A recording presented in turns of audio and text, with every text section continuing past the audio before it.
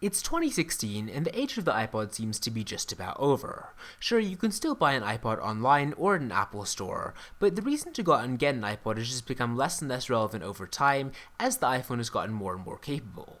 Apple's also been pretty much ignoring their iPods recently. They haven't really seen a major upgrade since 2012, so in this video I'm going to be talking about what improvements Apple could actually make to their iPod line to keep them relevant for years to come.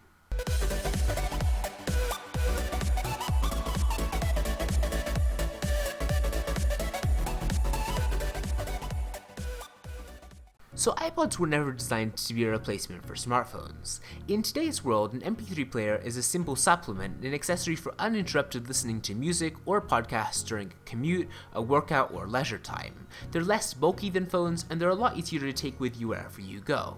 So keeping that in mind, I think that Apple could make some changes to their iPod line that would just make them a lot easier to use. For one thing, I actually think that Apple should add Wi-Fi to all of their iPods and potentially even kill iTunes. Attaching a cable and syncing your music collection from a computer feels like a big step backward in the age of streaming music when most people get their music online from services like Pandora, Spotify, and YouTube.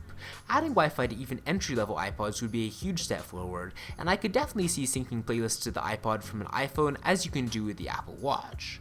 Doing so would allow most users to say goodbye to iTunes, which is far and away the most painful legacy of Apple's old-school music infrastructure.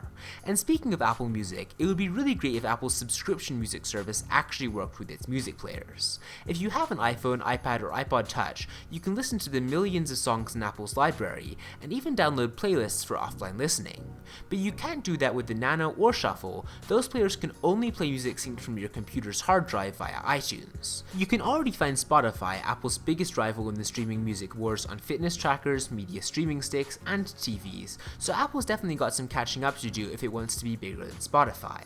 Apple shoved iTunes down our throats for 15 years, so it is kind of weird that it hasn't already done the same thing with Apple Music.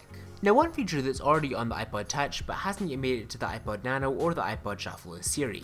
The iPod Shuffle already issues the user some voice prompts, but it can't actually understand what you're saying. That feels really out of date from the company that helped pioneer voice recognition.